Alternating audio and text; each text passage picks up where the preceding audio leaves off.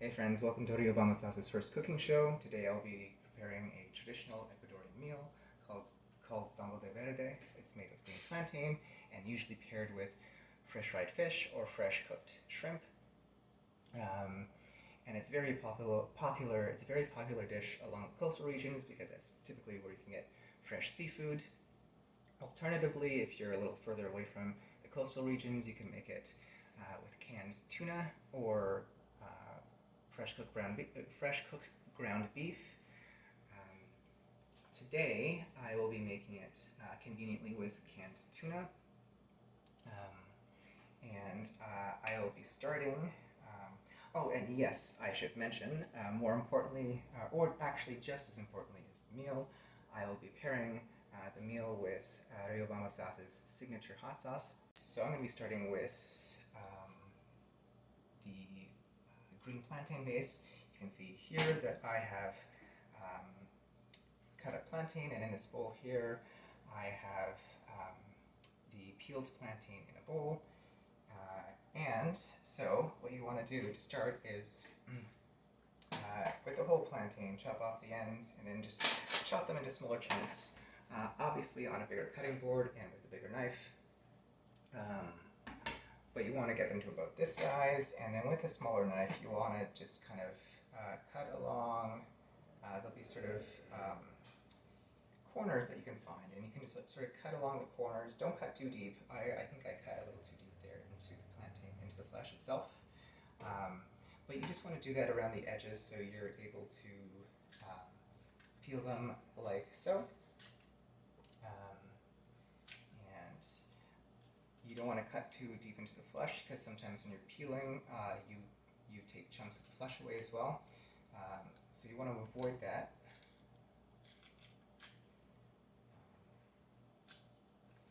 And this can be quite tedious, especially if your plantain is super ripe. The peel won't want to, it has trouble letting go. But in time, you don't mind it so much. And you kind of get a grasp of how to remove the peel so the peel isn't cutting into cuticles and so forth. You learn different tricks and so forth. There you go. Put them in water. And I'm just going to quickly clean up these peels. So the reason we use lemon, it's a bit of a cleaning agent.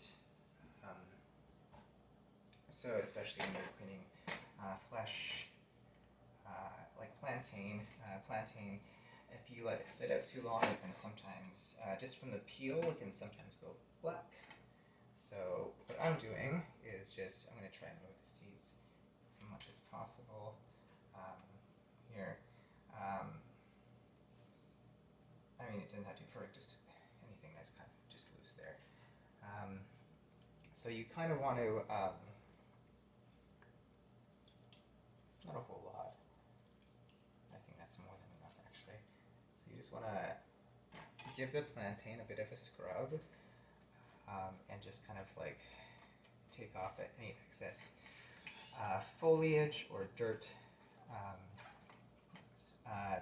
Because when you're making it into a stew, if you don't properly clean that off, the color will show, and the last thing you want is for the stew to be dark from all the foliage. So sango, to better explain it, it's a type of stew. And it comes out kind of a beigey color in the end. Alright, so I'm going to transfer about half of this into here, and that's just 750 milliliters of water, and maybe just blend that much for now. So 2 plantains you blend together in 1.5 liters of water, so I'm just dividing it in half. So I'm just going to send the rest of these through the food processor.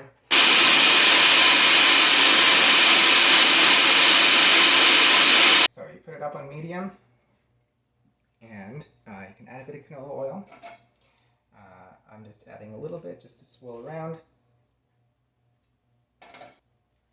So now I'm going to add all the ingredients that we've processed into the pot.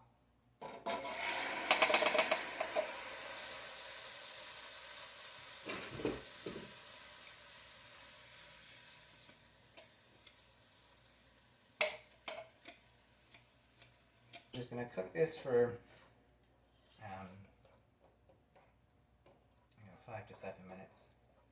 And at this point, I'm just going to add a heaping tablespoon of crunchy peanut butter.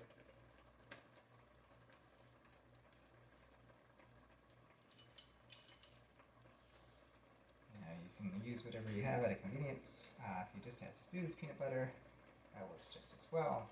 If you have crushed peanuts, I think crushed peanuts do just as well. In this case, we're opting for crunchy peanut butter as a good medium between the two. Now we can add the blended plantains. So you just, what that looks like in a mixing bowl. We add that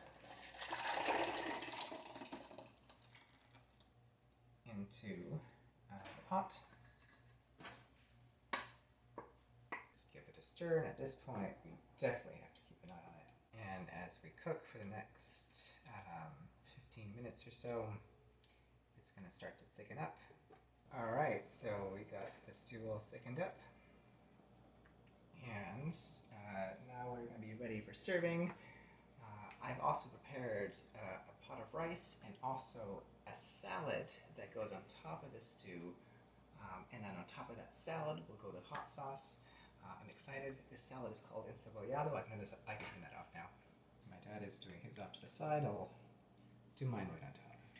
Okay, now usually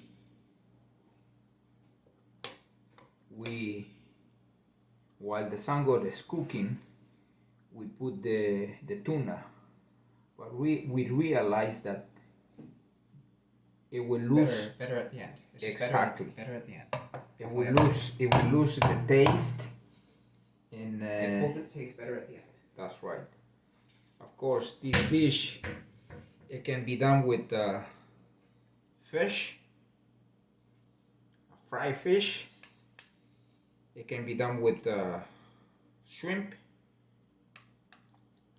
and also it can be done with ground beef. So it's according to personal preference. Exactly. And so, but and the process too, right? Yeah, that's the important part. Why we're here. Yes, the process is pretty easy. It's just you need to follow the recipe. That's all. Mm-hmm. All right, here we have the hot sauce, and Dad, we called it Las Llamas de Pablo because we're naming it after you. So the flames of Pablo are in this jar.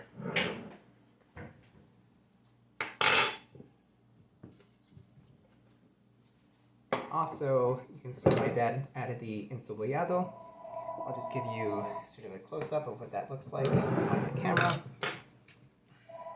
There, and that's just a salad made with lemon, red onion, and tomatoes, cilantro, and also parsley if you so choose. Salt to taste. That can be an episode for another time. This can go straight on top. Oh my goodness. But me personally, I like with shrimp because the flavor is pretty much different from from tuna, from ground beef, or from the fish. It has a much flavor with the shrimp. So I'm gonna just quickly just toss this on here. This is the hot sauce. Why we're all here.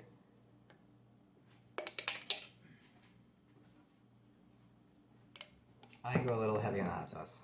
Alright, so Dad, can you tell me a memory you have of this dish growing up as a kid in Ecuador? Yeah. Well, as you know, I come from a big family of brothers and sisters. I don't want to give you the number, but it's Quite a lot. quite a lot. So this is a dish that my mother used to make, and it was, as far as I know, it was pretty much our favorite dish, and we enjoy it very much. And it was, sometimes she does it, she did it during the week, but most of the time it was Saturday. Saturday when she had a bit more time to. That's right. So because you see, in order to make this dish, you have to do it properly. Mm-hmm. You have to prepare everything, and like I said before, the dish you can make it with tuna can. You can make with fish, fried fish. Mm-hmm. You can make with shrimp, or you can make with ground beef. Mm-hmm. And like I said, also my favorite is with shrimp. Mm-hmm. And I think you were saying that when it's done with seafood, it's typically done closer to the coastal regions. That's correct.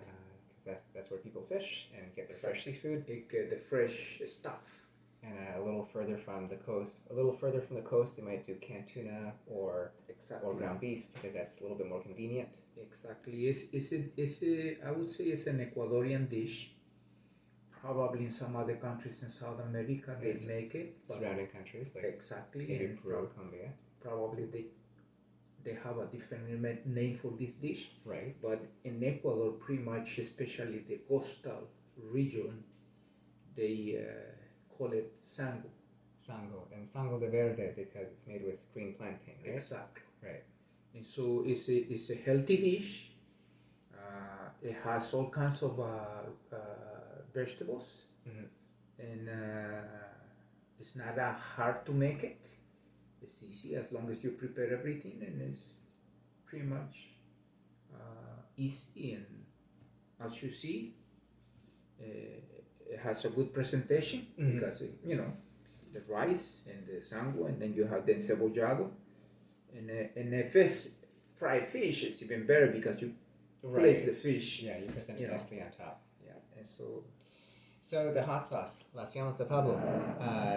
I remember as a kid you used to make hot sauces. I don't know if you recall, but when you made a green hot sauce that tasted really good, and it was probably made with jalapenos or something. That's correct.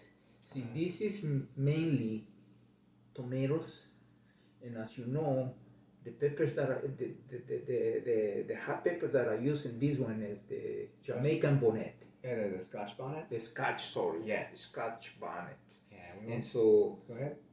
When I do this, most of the time is 4 or 5 tomatoes blended, and I prepare everything first because you see, if you're gonna blend everything together, it's kind of hard to taste. Because every time you make something, you have to taste it. You have to make sure the flavor is there. After opening, you're saying that it lasts about 2 weeks. Exactly. As long as you keep it in the fridge. Right. How long do you think it took you to develop this specific recipe?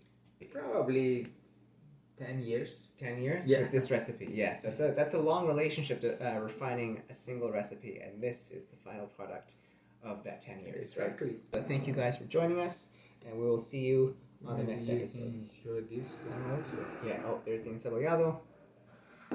One last look. Alright guys, thanks for joining us.